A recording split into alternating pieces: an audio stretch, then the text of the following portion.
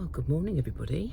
It's been quite an exciting morning. I've picked up 2 Amazon parcels from the post office, which was very easy in Great Bedwin, and I've also done a big shop which I did click and collect for Waitrose, Marlborough, and I've just picked it up, showed them the email, and all done within 10 minutes. And the ladies there were lovely, really chatty and nice. So feeling quite accomplished today.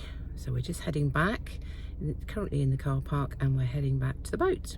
And here we are back at Great Bedwin, just a stone's throw from the boat, with all my shopping and my deliveries and my dog.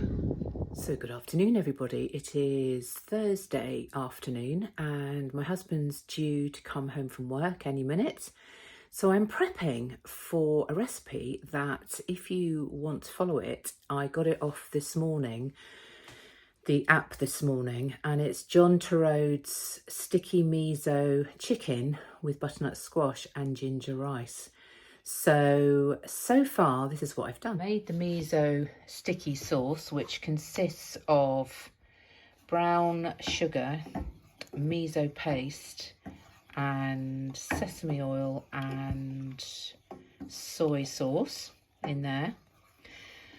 And in here, I've got he said line the tin so that you don't have to do the washing up, which sounds very good on a boat.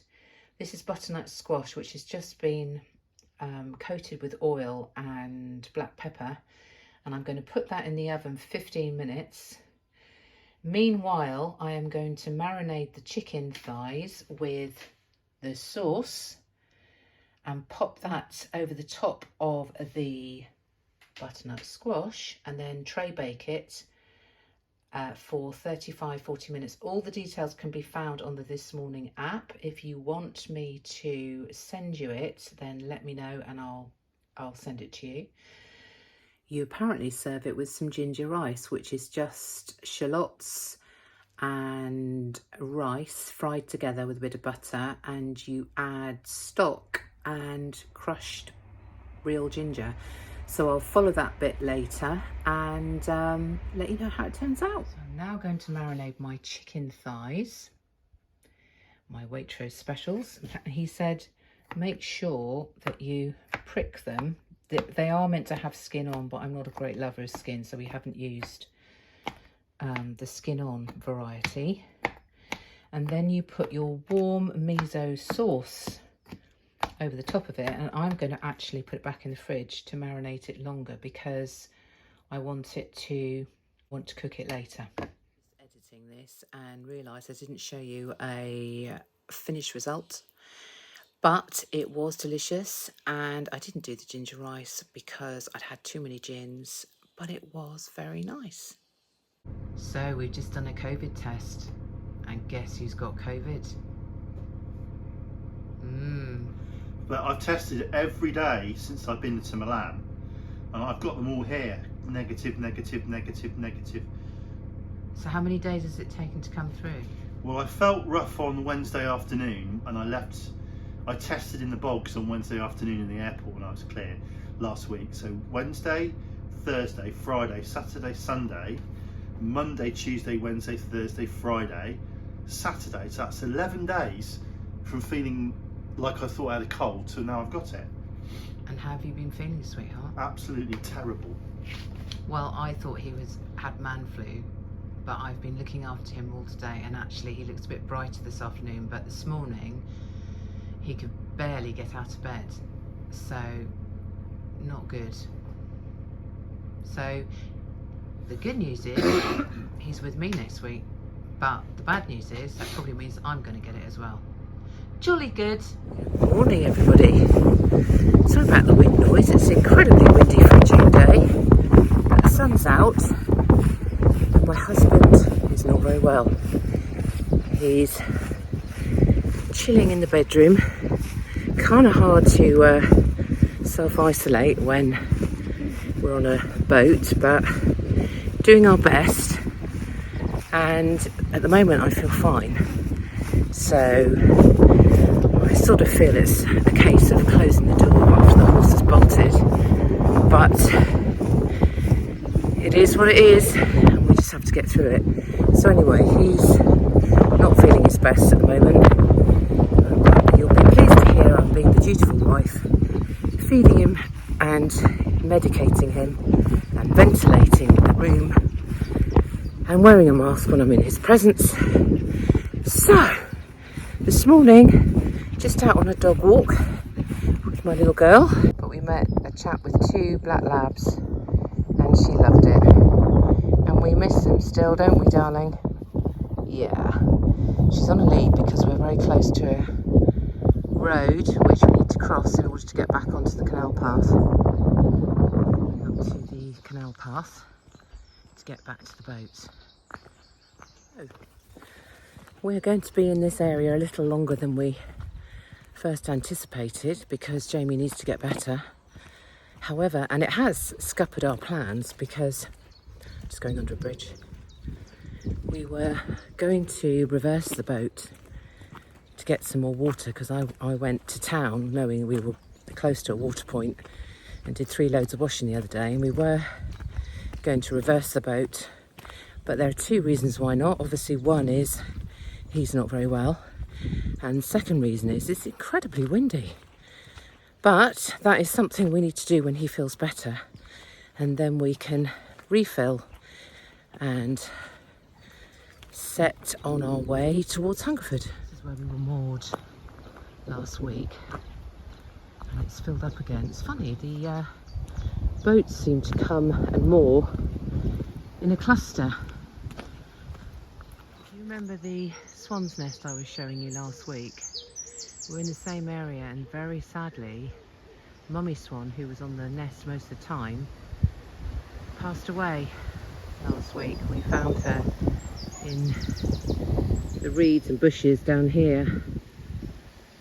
There was no life, sadly, so she must have been, we don't quite know what the problem was, but so Daddy Swan is on his own looking after baby. It looks like he's doing a good job. Poor little things. Beautiful boat that followed us from Wootton Rivers. Absolutely stunning plants. Looks so homely. Still my goal for our boat. One just adjacent to them. Stunning. The pots above. Closer look. Just makes the boat look so gorgeous in the summer. And this mooring space is rumoured to be free, but we don't need it yet. But it would be a lovely place to moor. Mooring stretching all the way down there. And this boat is probably a boat I'd go for.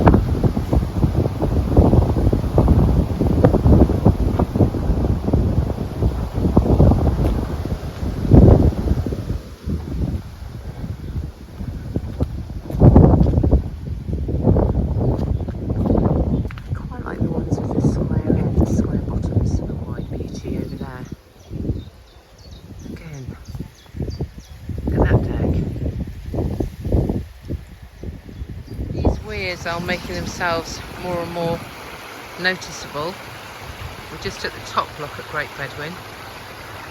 Sorry, yes, the top lock. I believe it's where the River Kennet is approaching, and I also believe that after Hungerford the navigation gets a bit more tricky. So I think you've got to be very careful with the top locks and the gate paddles to make sure you don't open them too fast. Boat watching. It's a lovely mooring. And it looks like they've got their own little garden space behind. At the front of that one, they've got looks like sort of bent bamboo, and they've got a climber going around it. Quite like to do that with our boat. This is how living with someone on a boat with COVID looks. But I've just thought of a way of communicating. He's on the cut, so he's going to have one, and I'll have demonstration.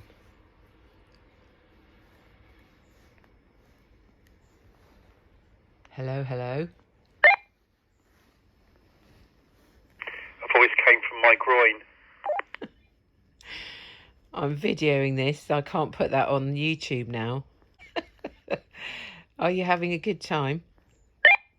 No. How are you feeling? Very well. Are you up for doing a dog walk? Absolutely not. Okay, sweet pea, you rest up.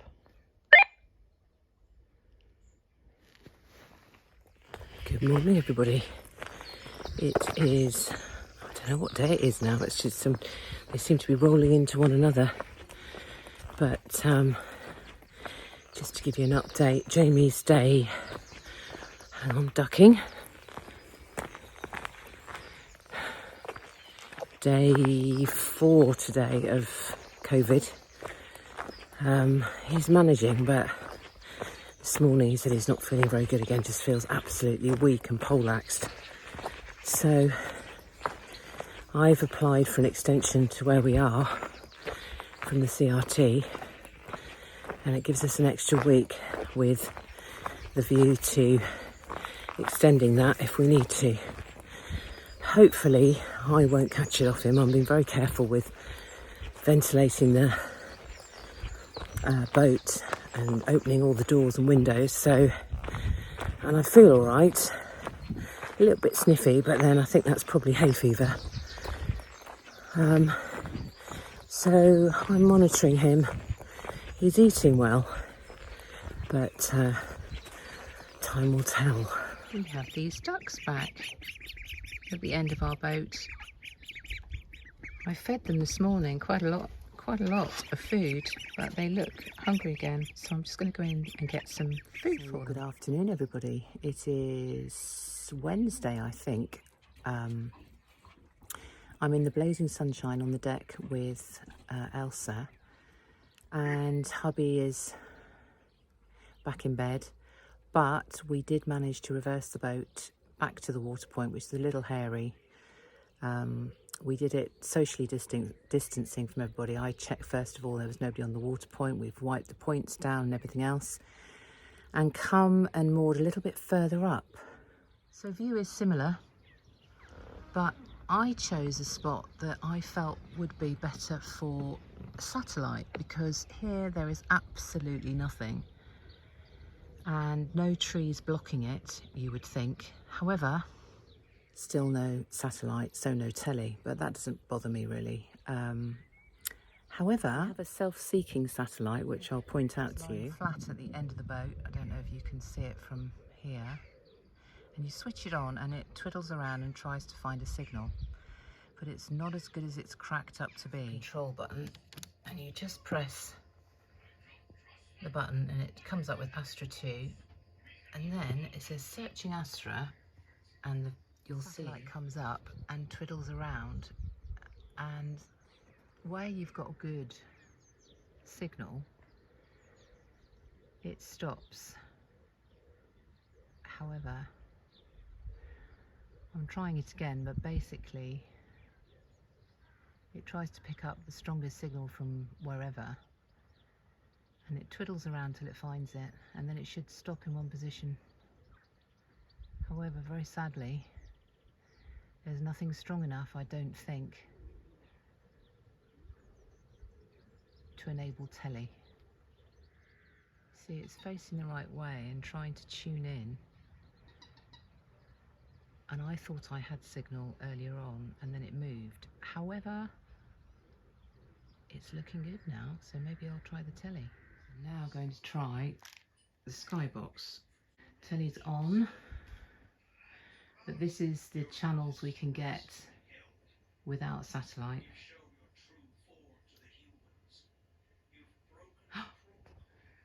And we have Sky. How marvellous is that? It's like it's locked on then.